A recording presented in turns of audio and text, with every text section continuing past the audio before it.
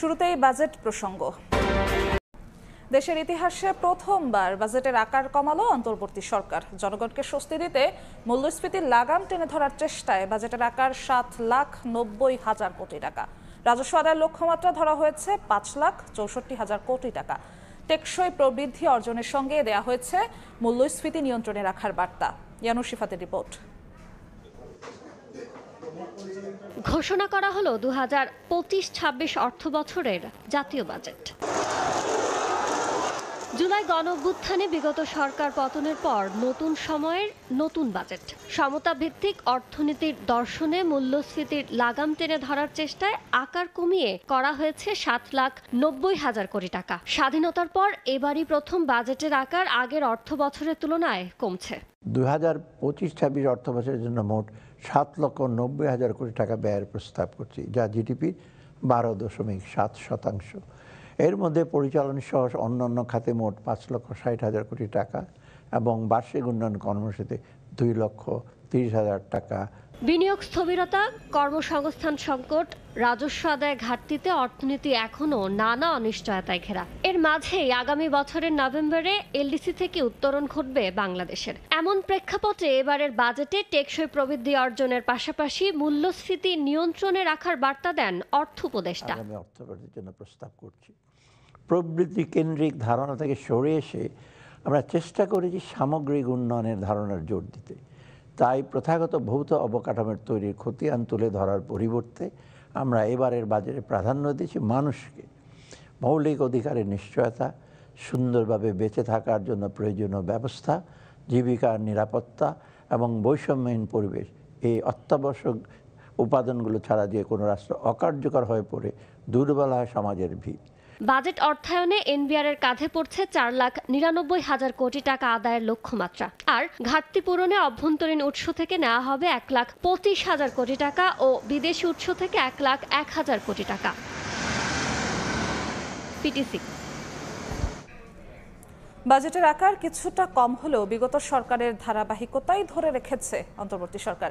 বিকেলে বনানীতে hotel সারিনায় budget পরবর্তী প্রতিক্রিয়ায় এই মন্তব্য করেছেন বিএনপির স্থায়ী কমিটির সদস্য আমির খসরু মাহমুদ চৌধুরী। বিগত সরকার বাজেটের আকার যেভাবে বাড়িয়েছিল তার সাথে রাজস্ব আয়ের কোনো সম্পর্ক ছিল না মন্তব্য করে তিনি আরো বলেন, বাজেটের আকার আরো ছোট হওয়া দরকার ছিল। বিগত সরকার যেভাবে বাজেটের সাইজ বাড়াতে যে জায়গায় নিয়ে গেছে সেটার সাথে বাংলাদেশের রাজস্ব আয়ের কোনো সম্পর্ক নেই। আগের যেভাবে বাজেট চলে আসছে মূলত সেখান থেকে আমরা খুব একটা সংখ্যার তারতম্য ছোটোখাটো হয়েছে, কিন্তু প্রিন্সিপালের যে বাজেটের যে প্রিন্সিপাল ওই জায়গাটাই কিন্তু আমরা আগের মতো রয়ে গেছি।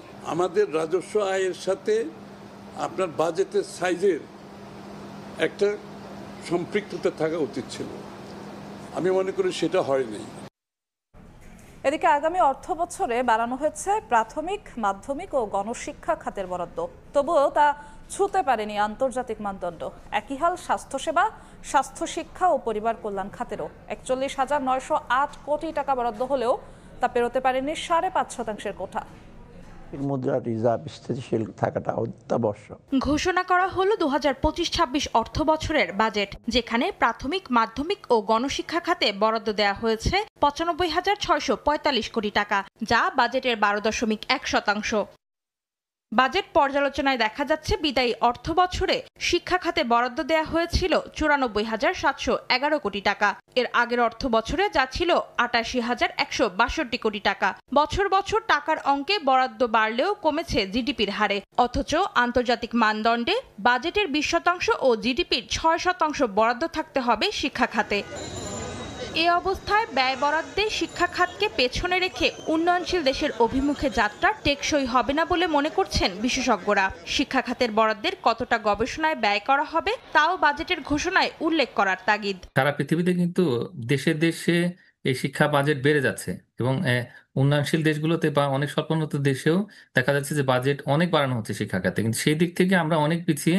মানব সম্পদ উন্নয়নের জন্য যে ধরনের শিক্ষা প্রশিক্ষণ দরকার এবং এই যে যত টেকনোলজিক্যাল ডেভেলপমেন্ট হচ্ছে, যে গবেষণা এবং একই রকমের যে বিভিন্ন যে প্রযুক্তির যে ব্যবহার ক্লাসরুমে, তো এবং এই জায়গাগুলো বিশেষ করে উদ্ভাবনী যে সমস্ত দক্ষতা উন্নয়ন সেগুলোর জন্য যে ধরনের শিক্ষা দরকার, সেই শিক্ষা কিন্তু সুদূর পড়া হতো। সুতরাং সেই জায়গাতেই আসলে ফোকাসটা দেওয়া দরকার। এদিকে নতুন বাজেটে স্বাস্থ্যসেবা, স্বাস্থ্য শিক্ষা ও পরিবার কল্যাণ খাতের জন্য বরাদ্দ হয়েছে ৪১,৯০৮ কোটি টাকা, যা বাজেটের ৫.৩%। আন্তর্জাতিক মানদণ্ডে এ খাতে ১৫% বরাদ্দের সুপারিশ থাকলেও বিগত ৫ বছরে যা আটকে আছে ৫.৫% কোঠায়। বিশেষজ্ঞদের মতে এ খাতে বরাদ্দ করা অর্থ যথাযথভাবে খরচ করা হয় না বলে নেই উল্লেখযোগ্য উন্নয়ন। এই যে বাজেটটা সেটা কিন্তু জিডিপির ১%-ও কম। সবচেয়ে দুঃখজনক বিষয় হচ্ছে কি, যে বরাদ্দটা দেওয়া হচ্ছে সেটা কিন্তু বছর শেষে আবার ফেরত আসছে। তো এই বিষয়টা কিন্তু আসলে আমাদের যে লং টার্মের যে ডেভেলপমেন্ট, তো সেটার জন্য কিন্তু বিপজ্জনক। তরুণ প্রজন্মকে যোগ্য করে গড়ে তুলতে শিক্ষা ও স্বাস্থ্য খাতের মান উন্নয়ন জরুরি বলে মত সংশ্লিষ্টদের। না,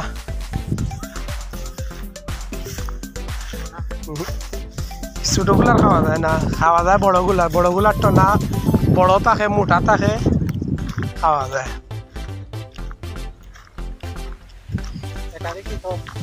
পেয়ারা পেয়ারা গুয়াম কয় তোমার ওই ব্রাহ্মণবাড়িয়ার এরা। আমরা তো মনে করো ওই বইয়ের ভাষা পেয়ারা, আর আমরা সিলেটি ভাষা কয় সফরি। হ্যাঁ, আমরা সিলেট কয় সফরি, আর বইয়ের ভাষায় যেটা লিগেল ভাষা আছে এটা হচ্ছে তোমার পেয়ারা।